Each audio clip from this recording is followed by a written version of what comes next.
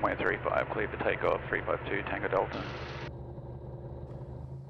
Welcome back. So this is the third flight of the prototype, and I was waiting till late in the day in order to hopefully get the winds down a little bit so I could see what the stability of the aircraft was like when there wasn't any sort of gusty winds factoring in. But unfortunately still ended up having some winds here. There was a northwest wind here, as you'll see. So down on the bottom left side there with the instrument panel there, the very bottom corner where it says no wind data, that'll show the wind in the air. And then the power setting there is that second number down from the top right there, so showing 20 gallons an hour right now. So when it's around about 20, that's full power, and anything less than that is when I pulled the power back. Just about sunset here when I was taking off.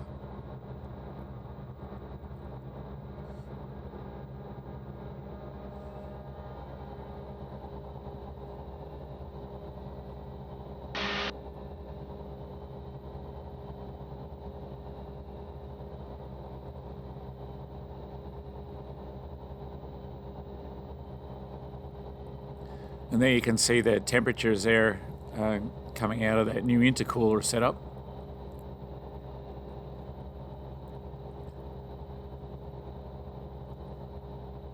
Yeah, just trying to maintain about 110 indicated on the climb out there. And this is just a beautiful time of the day to be flying. I mean, honestly, I think this is why we do this, to be able to, like, for example, I was the last person in Valdosta to see the sunset on this flight for that day. And as you can see, the aircraft is just rock solid. I put some more fuel in the tanks. There was about 3 gallons in each of the wing tanks there to see if that was going to cause any instability, but it didn't appear to be doing anything weird. It was just as stable as it was on the last flight. This particular camera in the cabin here, I have to turn off the stabilization. It's making that rock back and forth like that. I'll try and get that done for the next one. There you can see the temperatures there, 192 going through that intercooler right now. And here I've leveled out 1,000 feet. Now the pattern altitude is 1,000 feet at Valdosta. It's only 800 feet AGL. And there you can hear I've just gone and put the governor back a little bit. So I kept the same amount of power, about 70%, but I've just put the governor back, so the prop RPM went to about 3,700 or 3,600 from about 38 and 39.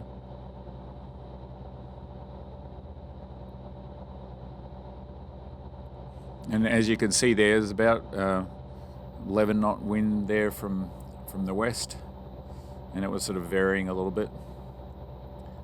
Temperatures were looking good there. The actual oil temp didn't get above 235, which I think is reasonable.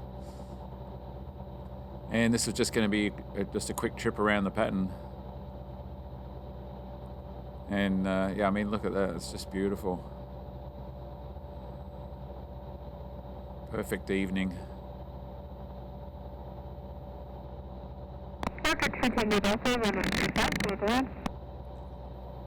Sorry, say again, 2 Tango Delta.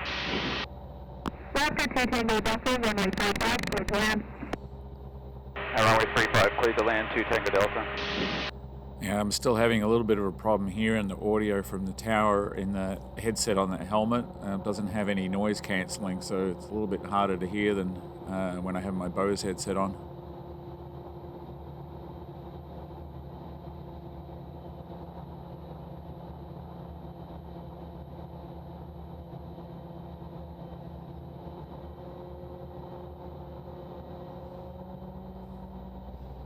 And I had a very close call with a bird coming up here that you'll see. I didn't even have time to do anything really.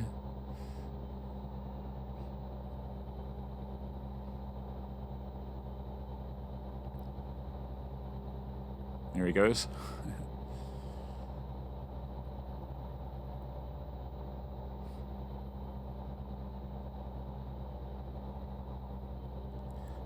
And I'm still coming in a little bit fast, but I'm just getting a handle we're getting used to the aircraft there.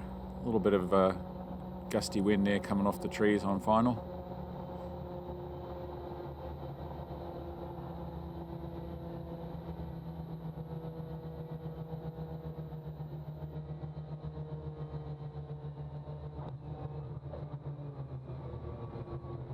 Yeah, I'm pretty happy with that landing. Got about the right nose up attitude. I think it's about 3 or 4 degrees of nose up attitude for touchdown there. So, you know, obviously I can shorten my takeoff roll by just coming in a little bit slower, but while I've got 8,000 feet of runway, I may as well make use of it.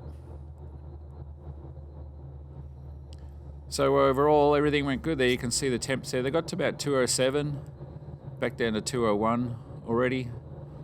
And then I think we'll go over the engine parameters here in a second and look how that looked.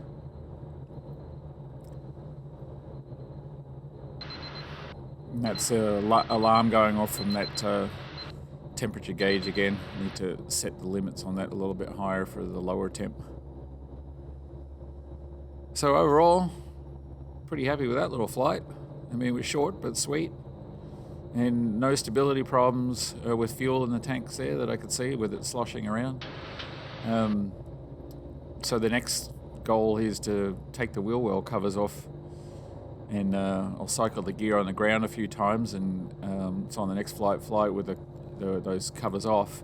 And if there's no stability problems, I'll retract the gear on the downwind, and if everything's good, I'll just drop the gear back again and land again.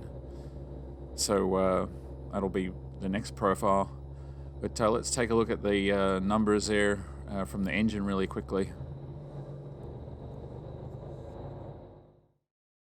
All right, I won't bore you with too much data on this stuff, but just to show you really quickly, this is where I was accelerating here, full power. Oil temperature started off at 166, 167 there. Coolant temperature was at 125. That's the coolant temperature on the engine, once it's coming back from the radiators and such. And all the way here to here, I was full power pretty much. And then I dropped down to about 70% power here and maintained that for quite a while. And then dropped off a little bit here, 55 milligrams of fuel, which is about 60% power. And you can see that's where the peak of the oil temps were, 236 is what it got to. Coolant temps were still coming up.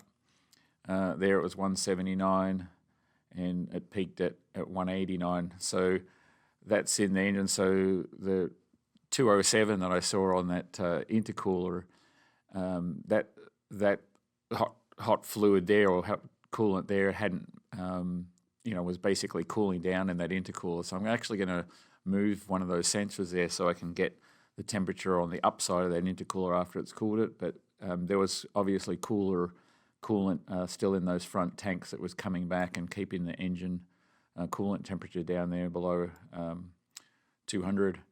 So it's all good. I mean, I think once the gears retracted and I got less drag and faster speeds, I'll get more air coming in there and it'll help it even better. But I didn't even get anywhere near the 250 that I had last time. So that's good for the oil temp. So I'm pretty happy with that. Anyway, let's move on to the next thing.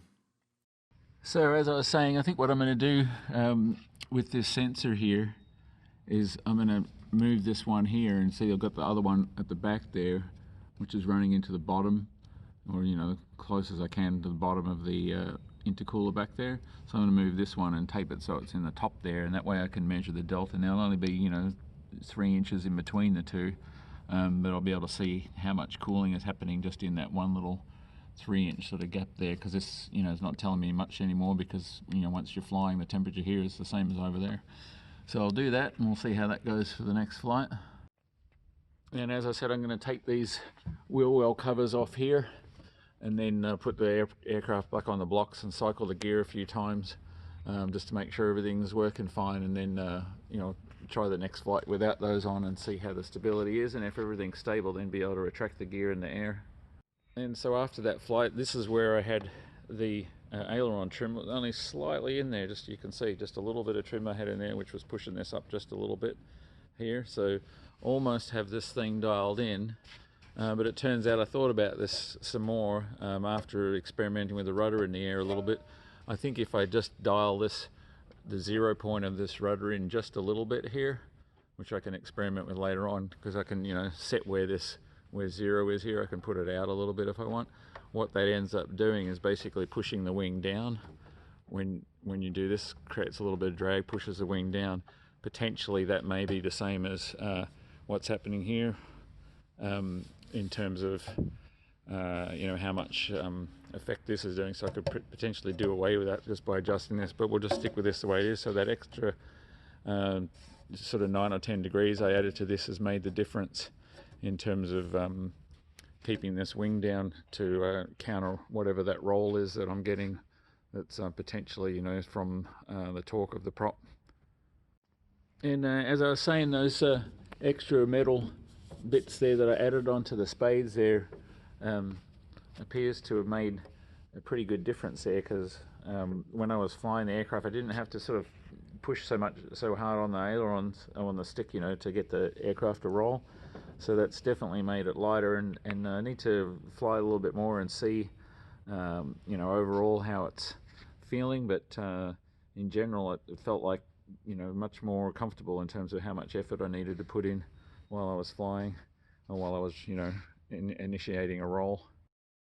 And for those of you who are still watching and just stuck it out to the end here, or the middle point, I'm just going to leave you with a little bit more video, the outside cameras from the left and right cameras with a full unedited flight, so you can enjoy that for what it is. I mean, just a beautiful sunset flight, and this is why we really do this. So I hope you really appreciate that, and if you like this video, please give it a thumbs up. I can't think of any reason why someone would give this video a thumbs down. And to the people who normally leave a what about this thing in the comments with something negative to say, just save it for this one. I mean, honestly, can't we just enjoy some aviation for a change? Anyway, I hope you all like this video, and we'll see you on the next one. Cheers.